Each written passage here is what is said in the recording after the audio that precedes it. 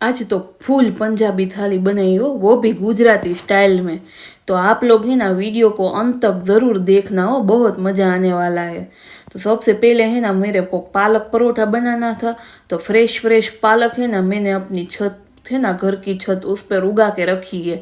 तो वहाँ से लेके आई और उसको उबालने के लिए रख दिया। तो सबसे पहले उबालना होता है तो उसके लिए धोना भी पड़ता है ना। धोने के बाद उसको पानी में लेते हैं ऐसे, और पानी में उबालने के लिए उसको डाल देते हैं। ये कैसा है ना, हमारी वो जो सिंक है ना उसमें जो पाइप है ना वो जाम हो गया है, तो पानी बाहर निकल रहा है, तो हमको ये ऐसे बाल्टी रखनी पड़ रही है। उसके बाद ये मैंने गैस का बर्नर ऑन किया और ये लाइटर से गैस जलाया, और मैंने पालक को है ना उबालने के लिए रख दिया। पालक ना ग्रीन ग्रीन बहुत अच्छी होती है। मेरी घर की छत पे मैंने पालक बहुत सारी उगा के रखी है। अगर आपको देखनी हो ना तो मुझे है ना वीडियो में कमेंट करके ज़रूर बताना कि कैसी आप किस तरह से पालक को उगाते हो।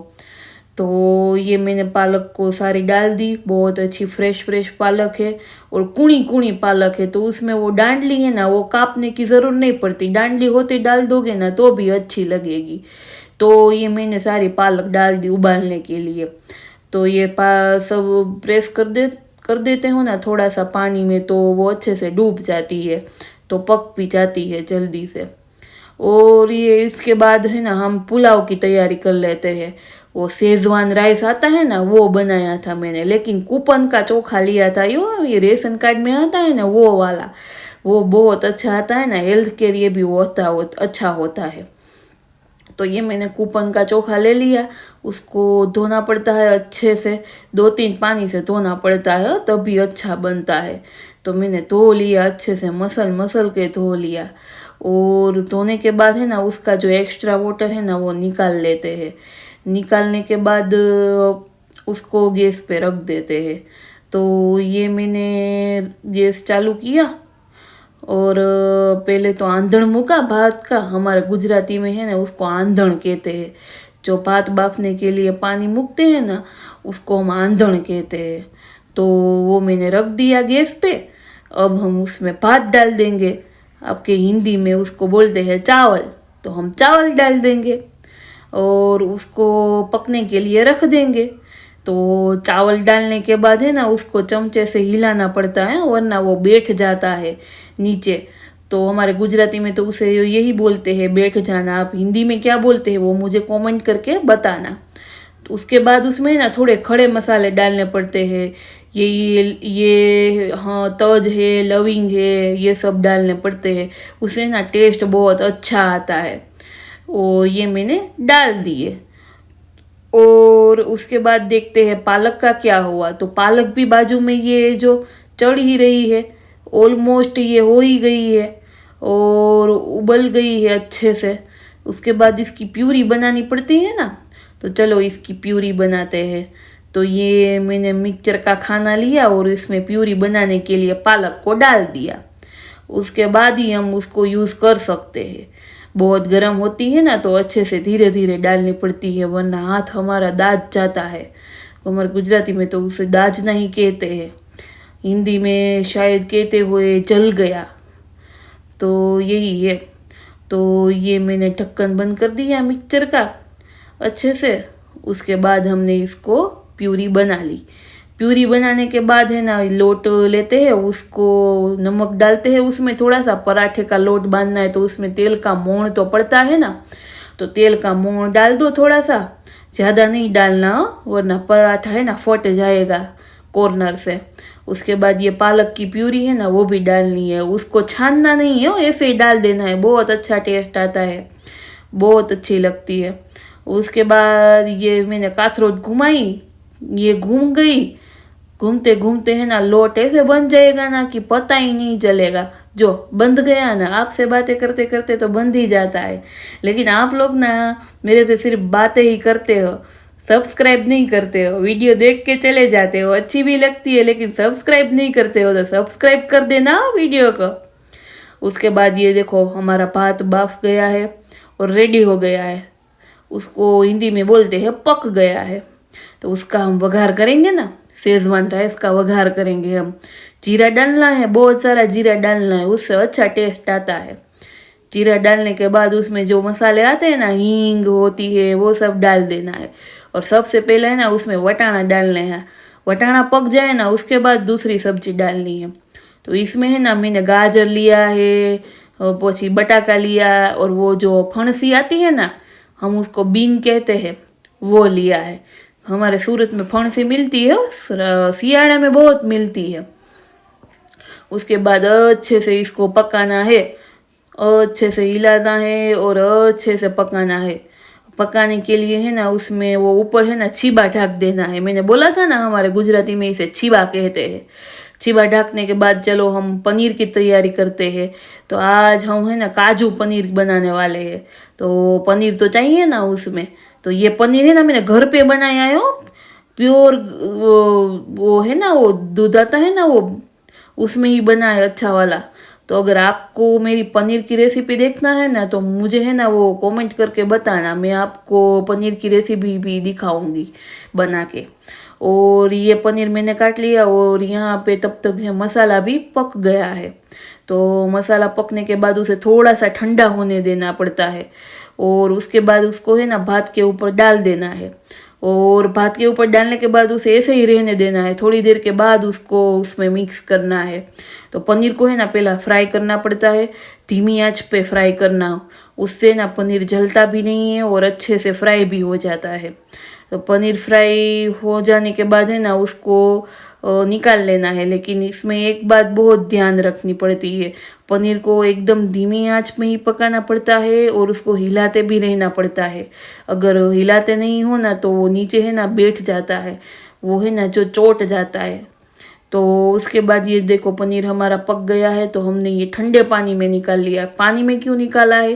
क्योंकि पनीर को अगर आप सीधा पानी में डालोगे ना तो वो सॉफ्ट रहेगा, और पनीर ने जो एक्स्ट्रा वो ऑयल जो सोक किया है ना, वो भी उसमें से निकल जाएगा। तो पनीर हमें खाने में है ना ऑयली नहीं लगेगा, ये बहुत अच्छा लगता है। ऐसे पानी में निकाल देते हो ना पनीर को, तो सब्जी बहुत अच्छी बनती है। पनीर है ना चीज़ जैसा सॉफ्ट रहता है, अच्छा वाला रहता है। और ये मैंने काजू भी ले लिए। काजू की वो फाड़ा करने होते हैं, फाड़ा काजू तो तैयार भी मिल जाते हैं, तो ये मैंने तैयार ही लिए थे।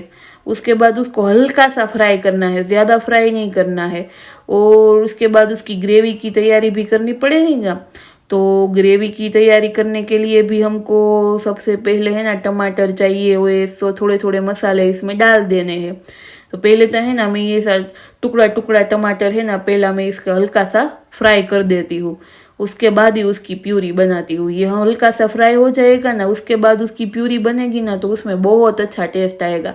वो ढाबे वाला है ना, उस ढाबे वाला जो काजू पनीर मिलता है ना, ऐसा ही टेस्ट आएगा। और ये देखो ठंडा होने के बाद हम इसको मसाला मिक्स कर देते हैं। जब तक टमाटर पकते हैं ना, तब तक हम इसे मिक्स कर देते हैं। बहुत अच्छा शेजवान राइस बना है, और इसे हम देसी शेजवान राइस बोलेंगे, क्योंकि ये कूपन का चोखा है उसमें से बना है, ये बासमती राइस नहीं है। फिर भी बहुत अच्छा, कितना छोटा छोटा बना है, देखो मैं चोट नहीं रहा है, बहुत अच्छा बना है। और इसको मिक्स करने के बाद उसमें ये शेजवान राइस का मसाला आता है ना, वो हम ऊपर से डाल देंगे। वो है ना ऊपर से ही डालना होता है, तब भी इसका टेस्ट आता है। तो ये मैंने ऊपर से डाल दिया और बहुत अच्छा बन गया। उसके बाद ये देखो टमाटर भी हमारा पकने को आया है। तब तक हम है ना थोड़ा धाना वेर देते हैं। तो ये धाना वेर दिया मैंने। हमारे घर में धाना बहुत खाते हैं, अगर आप मेरे सब्सक्राइबर हो तो आपको पता ही होगा। तो ये मैंने धाना वेर दिया, बहुत सारा धाना खाते हैं, धाना का बिना तो चलता ही नहीं है। ये देखो हमारा कितना अच्छा टेस्टी टेस्टी शेजवान राइस बन के तैयार हो गया। बना के खाओ, अच्छा लगे तो, और सब्सक्राइब करके भी जाओ। हाँ, उसके बाद ये हम प्यूरी बना ली है हमने टमाटर की, और इसको देखो हमने सब्जी का भी वघार कर लिया है। तो सब्जी का वघार करने के लिए हमने उसमें पहले है ना प्यूरी डाली है टमाटर की। हमारे घर में है ना कांदा लहसुन नहीं खाते हैं, वो हम ठाकुर जी की सेवा करते हैं ना, तो हम वो ठाकुर जी को भोग धरते हैं उसके बाद ही खाते हैं। तो वो हम कांदा लहसुन नहीं खाते हैं, जैन ही खाना बनाते हैं। तो इसमें सिर्फ टमाटर की प्यूरी ही जाएगी, और ये आदू मिर्ची की पेस्ट जाएगी। अच्छा बनता है, जैन खाना भी बहुत अच्छा बनता है। उसके बाद इसमें थोड़े से मसाले जाएंगे और उसको हम मिक्स कर लेंगे अच्छे से और उसको ऐसे ही उकड़ने देंगे। जितना ये प्यूरी है ना उकड़ेगा ना उतना ही टेस्ट बहुत अच्छा आएगा। और ये देखो इसको भी तो सतत हिलाना पड़ता है वरना है ना वो भी नीचे बैठ जाता है, तो बैठ जाने के बाद उसकी बहुत ख़राब स्मेल भी साग में बैठ जाएगी इसीलिए। और ये मैंने है ना वो 100% जैन जानकी काजू करी का जो मसाला आता है ना वो बहुत टेस्टी आता है, ये मैंने ले लिया है। उसको पहले दूध में है ना प्यूरी बनानी पड़ती है, दूध में ही बनाना प्यूरी, दूध में बनाओगे ना प्यूरी तो बहुत टेस्ट अच्छा आएगा। तो ये मैंने प्यूरी बना ली है अच्छे से। उसके बाद इसको हम है ना सब्जी में डाल देंगे इस तरह से। उसके बाद इसे अच्छे से धीमी आंच पे उबालते रहना है। जैसे जैसे धीमी आंच पे उबालोगे ना उतना बहुत अच्छा टेस्ट आएगा। मैंने आधे घंटे तक इसे धीमी आंच में उबालने को रख दिया, उससे ना इसका टेस्ट बहुत बढ़िया हो जाता है। देखो ये उबल गया है। उबलने के बाद अब बारी आ गई है उसमें पनीर डालने की। पनीर डालने के बाद उसमें काजू भी डालने पड़ेंगे ना, तो ये काजू भी हमने डाल दिए। उसके बाद ही थोड़ी देर उसको उबलने के लिए रहने देना है। जितना उबलेगा उतना बहुत अच्छा टेस्ट आएगा। देखो ये लगता है ना ढाबे वाला काजू पनीर, बहुत अच्छा बनता है। इस तरह से बनाओगे ना तो बहुत अच्छा बनेगा। अब देखो सब्जी तो हो गई है, उसके बाद हम पराठे की तैयारी कर लेते हैं। तो पराठे की तैयारी करने के लिए हमने लोट तो रख दिया था बांध के, तो उसको हम थोड़ा मसल लेंगे तो उससे ना थोड़ा लोट भी कूड़ा कूड़ा हो जाएगा। उसके बाद हम लोट के लुए वाड़ लेंगे। ये देखो लुआ भी बढ़ गया। अब मैं पराठे बेलने लगती हूँ। हमारे में वणना कहते हैं गुजराती में तो, और हिंदी में बेलना कहते हैं। तो ये देखो पराठा मैंने फुल स्पीड में वण लिया। मेरे को वणने का तो बहुत एक्सपीरियंस है। तो ये पराठा बेल दिया मैंने।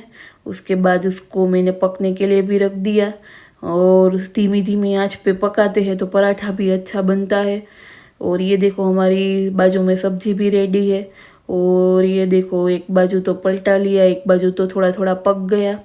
उसके बाद मैं क्या करती हूँ, पराठा है ना वो पूरा का पूरा है ना पका लेती हूँ, उसके बाद ही उसमें तेल लगाती हूँ। इससे बहुत अच्छा टेक्सचर भी होता है और वो कूड़ा कूड़ा रहता है पराठा। पहला पूरा का पूरा पका लेना चाहिए, उसके बाद ही उसमें तेल डालना चाहिए। तो मैंने पूरा का पूरा ऐसा ही किया, पहला पूरा पराठा दोनों साइड पका लो, उसके बाद ही उसकी दोनों साइड तेल लगाओ। और मैं ऐसे है ना ब्रश से ही तेल लगाती हूँ, इससे तेल है कम पड़ता है और पराठा भी अच्छा पक जाता है। और ये देखो ये मैंने पराठा ऑलमोस्ट सारा बना लिया है, सारे के सारे पराठे बन चुके हैं और ये मैंने निकाल लिए हैं। पराठा है ना जब तक हम बनाते हैं ना तब तक ऐसे छुट्टे छुट्टे ही रखने चाहिए डिश में, इससे ना वो एक दूसरे से चिपकते नहीं और एक्स्ट्रा जो ऑयल है ना वो भी निकल जाएगा नीचे। और ये देखो हमने सब्जी में भी धाना वेर दिया है और ये हमारी फुल डिश रेडी हो गई है। और ये देखो चलो आओ खाने हमारे घर पे। हम लोग है ना काचा खा लेते हैं।